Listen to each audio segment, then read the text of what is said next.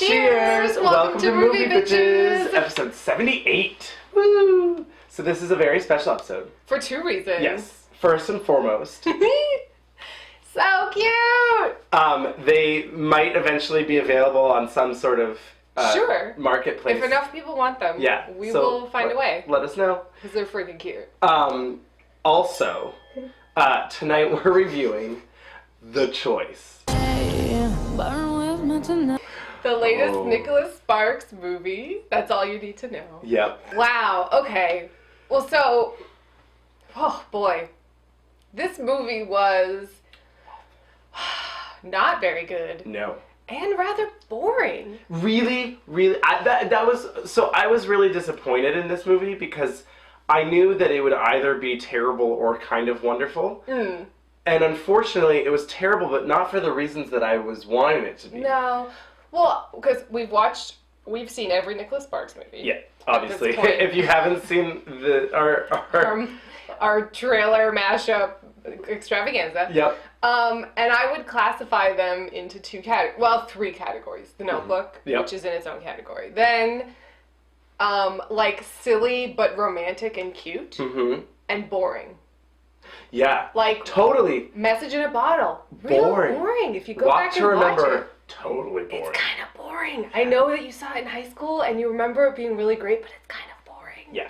So this one landed in the boring category for me. Yeah. Particularly because there was no chemistry between them. Well, 8 reasons about why it was boring, but there was no chemistry between them. But most importantly for me, the weird thing was that I never was rooting for them to be in love.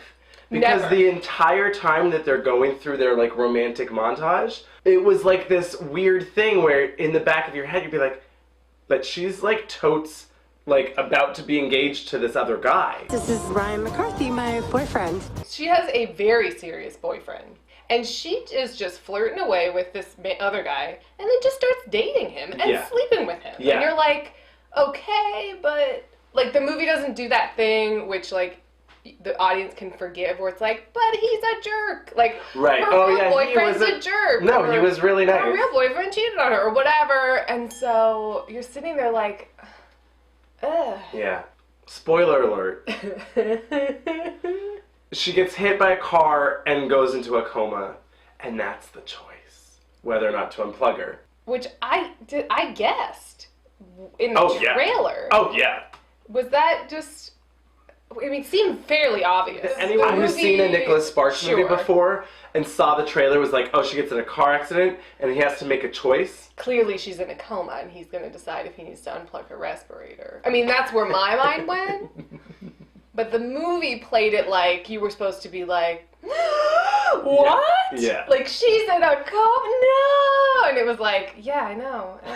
I got a lot of things to say about the hair in this film. Okay, so his hair is a disaster. It's his real hair. Yeah, I'm not surprised. It's horrible. It's not a good style for him. No. It's not a good style really for anyone. Well, no. And there were certain scenes like later on where special. it really looked like it was like a mullet. And I was like, ooh, dude, you gotta fix this. I'm gonna go ahead and say, though, that he was my favorite part of this movie. He's the best part. He's not very good. No. She is worse. Awful. Just awful. She's so bad. What?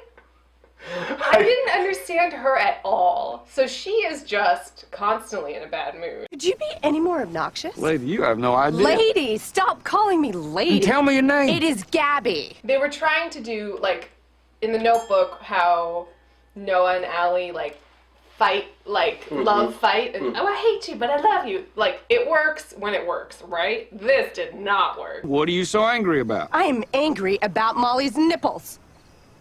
So the whole caveat of the plot is she thinks his dog impregnated her dog. And she's super mad about it. And I'm like, look, you're the one that didn't spay your dog.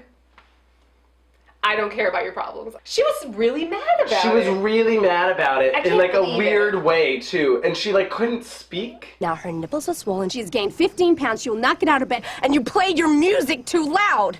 Her dog is pregnant. Yeah. She leans over and goes, "Oh, your nipples are swollen. You're fat. What am I going to do with you?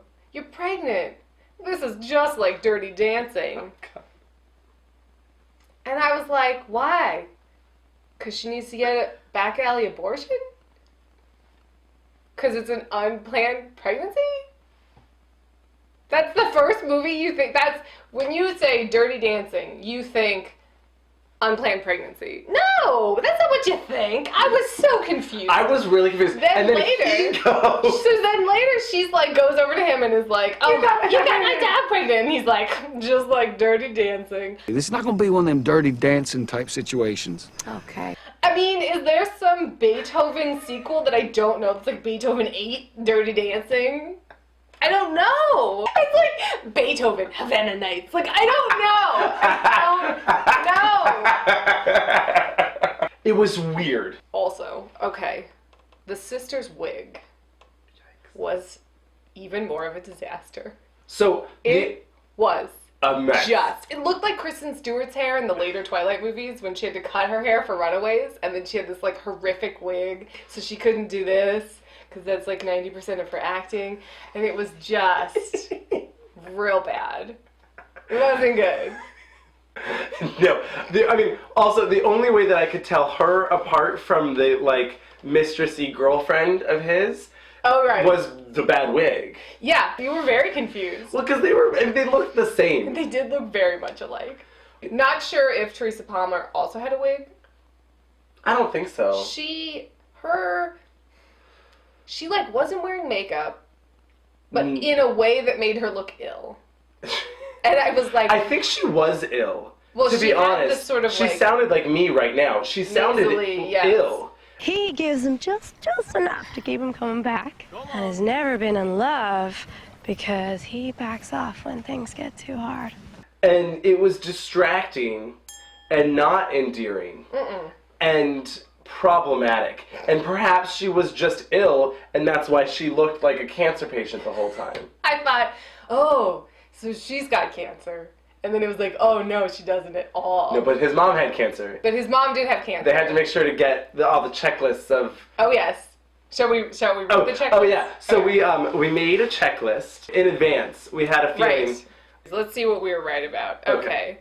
Beauty shots and talk of the moon. Absolutely. Check. Like quadruple check. Getting caught in the rain. Check. Porch swings. Check. Cancer. Check. Boating. Yep. Within Lots of the boating. first 30 seconds. Sexy boating. Yep. Having a tickle fight on the beach. Check. Yep. Well, it was more so like I'm gonna throw sand at you. But it was like a... Because that's sexy. don't ask me. Let's see. There was no sexy bicycling, but there was sexy motorcycle riding. Right. Letter writing. Yep. Check. Notebook tie-ins. At least 3. If you're a bird, I'm a bird. If you're a bird, I'm a bird. I'm gonna say a bold statement. I think this might have been worse than Dear John. Oh. Yeah. Yeah.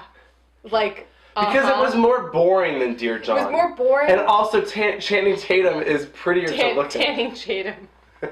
just like really tan Channing Tatum. This is Tanning Tatum. It's Channing Tatum where he's just with like a big... With the mirror? Yeah.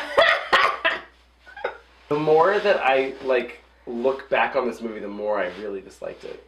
Like, I'm going to make a bold statement. You thought you were making a bold statement. Whoa. I'm going to make a bold statement. Okay. I think Nicholas Sparks might be done. You know, they'll recognize the, for lack of a better term, the Nicholas Sparksian nature. North Carolina, a couple people fall in love, but the films feel utterly and totally different. He's like, milked that well dry. I think so.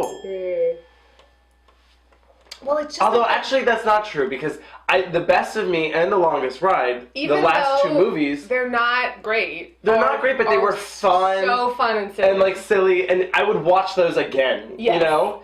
I will never watch this movie again. No, it was so boring. I will along with shit in Rodanthe, I will never watch this movie again. Yeah. Dear Lord. So, he first sees her, she's putting up this wind chime of seashells and sea glass. Yes. And And it's like, ooh, look at her. And then... Oh, look at her. Oh, Mr. Beauregard. Oh, I do declare, Mr. Beauregard. Come bother me. Come bother me. Come bother me.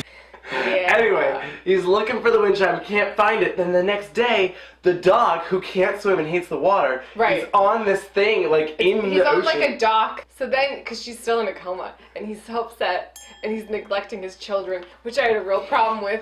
And he goes to their island, he has an island, and he builds a gazebo out of driftwood from their house that got broken by the hurricane, and hangs the wind chime. So that's bad enough. Then he's hanging out being sad, and the winds are a-blowing, and the chimes are a-chiming, and he goes, as if his spidey senses are tingling, and he just knows that she's not in her coma anymore, and he's like, I'm gonna get to my wife. Oh my god, how much better it would have been if he was in such a rush to get there that he gets in a car accident and dies. Absolutely. That's a fucking Nicholas Sparks movie. Except that it would be a boat accident. Yes. But then he would have left a letter in the dog's collar, because that's how they communicate. That was their thing. They send their dogs with letters to each other. Like from beyond the grave. Like the wind chime told me. And I sent my dog to tell you. And then the dog like runs into the hospital, is like, woof, and she's like, what's this? Yes! That's what I want. That's all I want. That's not what this movie gave me. No. So it's time for... We have to do it in the southern accent the whole time. Oh god, this is gonna be It's time for the choice drinking game. This is gonna be real bad. Anytime they're in a porch swing, drink. Anytime he's taking his boat for a spin, drink. Anytime they talk about the moon and the stars. Oh, the stars and the moon. Anytime the dialogue doesn't make any sense. Have fun with that one. Anytime you think, oh, he's kind of sexy. Oh no, it's terrible. His hair is terrible. It's awful. Drink. Anytime there are puppies. Oh my. Drink. There's nothing cuter than puppies in a basket. That line was amazing. That was the best line in the movie. That was the best line in the movie, by the way. There's nothing cuter than puppies in a basket. Yeah. There's nothing cuter than puppies in a basket. But the way he said it, though, was actually... It's pretty accurate to what I just did. His finest moment of acting in that movie. There's nothing cuter than puppies in a basket. And that's when she fell in love. Well, I would just like to say one more thing. He doesn't make a choice. No! The whole thing is like, the choice. Part of making the choice for love is also making the choice to allow the ones you love to make their choices, in a sense. And sometimes people are in a situation where they can't make choices for themselves, and you have to make some very difficult choices. I also think it's about respecting the choices that other people make. There was no, like, I made a clear choice. There was like, I'm stalling because I don't want to make a choice. He didn't say, no, I'm not going to give up on you. Yeah, he needed to be like, I'm not giving up on you. And then, like, kiss her forehead and be like, ah. If you like the Nicholas Sparks movies and you know what you're getting into. If you know what you're getting into. Like, sure. Like we said, if you're okay with it being in the other category. The boring but tragic category, go for it. But it wasn't even like, at least in Message in a Bottle, Walk to Remember, I still got some chemistry out of them and was like, oh, they're in love. I'm bored, but they're in love. Even Shit and Rodanthe, I had more chemistry out of Richard Gere and Diane Lane. It's Richard Gere. That man knows how to kiss with tongue. I was just gonna say, you know what else we didn't fucking get in this fucking movie? Was any sort of...